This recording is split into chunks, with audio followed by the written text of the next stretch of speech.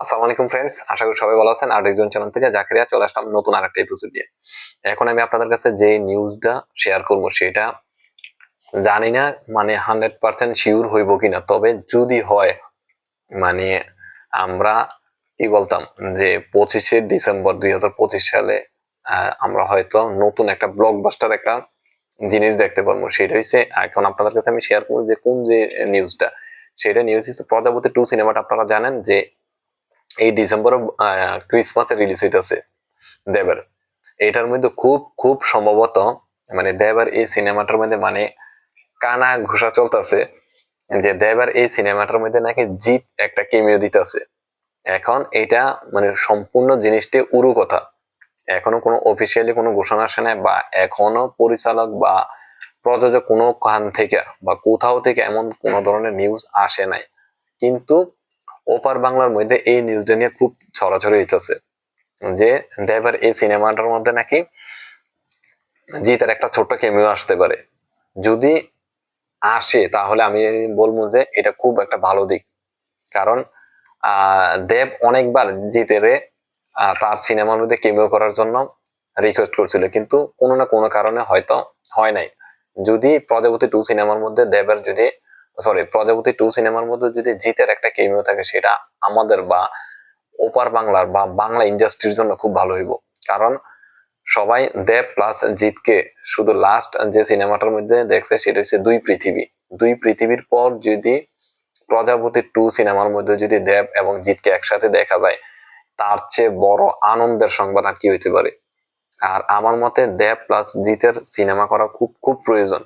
কারণ ইন্ডাস্ট্রিকে বাঁচিয়ে রাখতে হবে। আর এই বাংলা ইন্ডাস্ট্রিকে যদি মানে এগিয়ে নিতে চায়, এই দুইজন মেগা স্টার বলুন আর সুপারস্টার বলুন বা অন্য যে কোনো স্টার বলুন, এই দুইজনের মাধ্যমে বাংলা ইন্ডাস্ট্রি মানে কলকাতার ইন্ডাস্ট্রি এগিয়ে যাবে।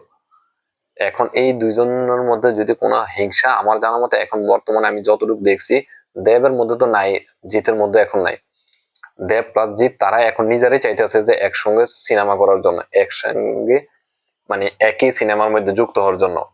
যদি এই উরু কথাটা যদি কোনো কারণে সত্যি হয়ে যায়, তাহলে আমি দেবরে হ্যাটস অফ জানাবো। কারণ হচ্ছে দেব যে অ্যাপ্রোচ করতে পারছে জিদ্দাকে যে তার সিনেমার মধ্যে নেওয়ার জন্য, এবং জিদ্দাও যে এই সিনেমার মধ্যে যুক্ত হয়েছে তার জন্য জিদ্দাওকে এপ্রিসিয়েট করতে হইব।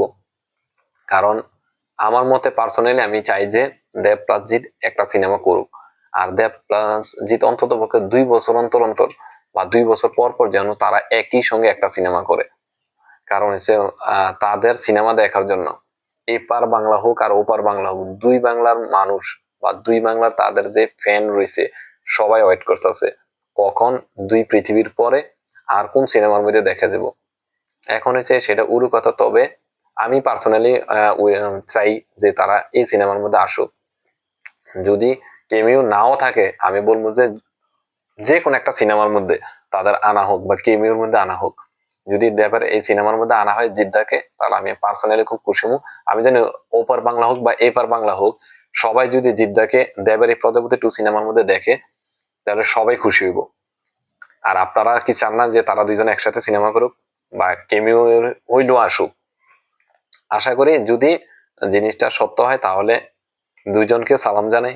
যদি সত্য না হয় তাও আমি দুইজনকে সালাম জানাবো। কারণ হচ্ছে তারা চিন্তা করতেছে যে একসঙ্গে সিনেমা করার জন্য, ওইটা যেন আমরা ফুলফিললি পাই খুব শীঘ্রই কোন একটা আপডেট দিয়া, বা যে কোন একটা পরিচালক যেন তাদের দুইজনকে নিয়ে একটা সিনেমা তৈরি করে খুব শীঘ্রই। এটা আমরা আশা করি। আপনারা কি দেব প্লাস জিতকে একসঙ্গে দেখতে চান কিনা? যদি দেখতে চান অবশ্যই কমেন্টে জানাবেন।